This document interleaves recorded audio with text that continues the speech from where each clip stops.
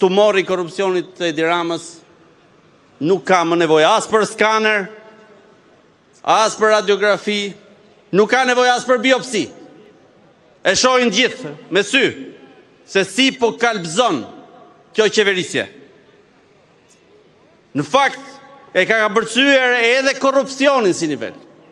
I rri ngushtë, nenet e kodit penal, i rri ngushtë sa që po bën Edi Rama me Belinda Ballukun e gjithë, skotën e vetë nga pas. Kjo është një grabitje, këta kanë arritur në atë nivel që kanë hequr dhe kapuçin. Dhe po i grabisin ditën për diell, duke i parë në sy shqiptarët. Do marr shembuj të vegjël. Tani gjithë kemi folur pafund për qindra milionat e inceneratorit të Tiranës, Elbasanit, të Fierit dhe me Tiranën që është simboli i gjithës. Unë do t'i kthem një momenti që lidhet me Durrësin, me qytetin ku jam zgjedhur dhe përfaqësoj bashkë me kolegë tjerë.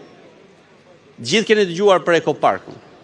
Në fakt, në dimension, duket më i vogël se sa tuneli Llogaras. Është vetëm 19 milion euro, vetëm në thonjza 19 milion euro, nga 190 milion.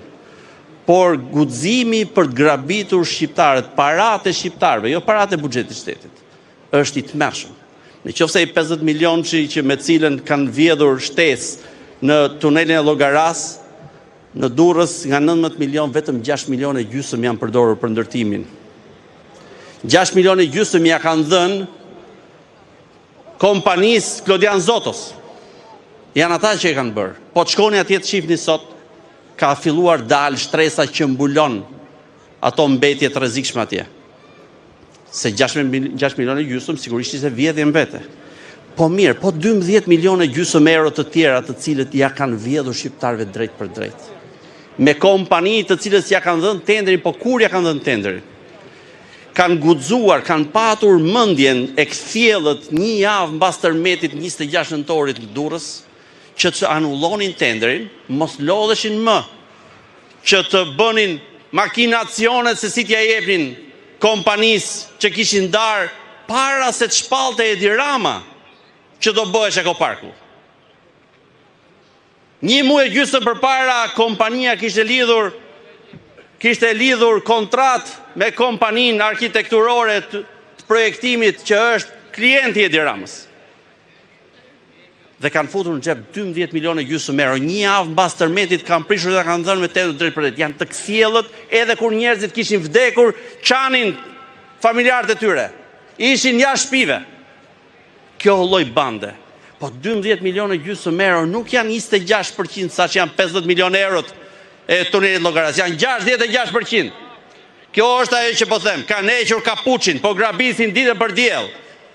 Nuk pyesin.